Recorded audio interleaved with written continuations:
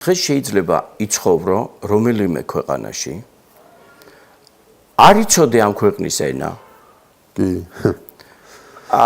ყველაფერს აკეთებდე სახლიდან გაუსვლელად. შეიძლება ამ დროს შენი სამსახური იყოს მესამე ქვეყანაში. აი ცხოვრობ მაგალითად თბილისში, უყურებ ქართულ გადაცემებს, უსმენ ქართულ მუსიკას, ელაპარაკებ ქართულ მეგობრებს. გააღებ კარებს და იქ საფრანგეთია.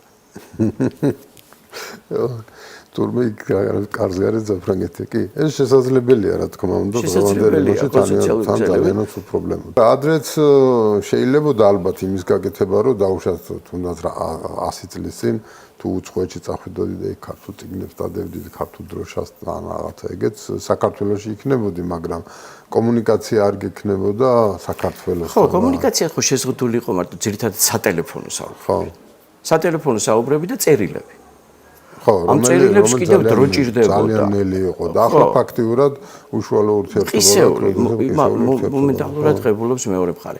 მეორე სოციალური ქსელები სხვა არის მარტო კომუნიკაცია. სოციალური ქსელები ეს არის გამოცემები.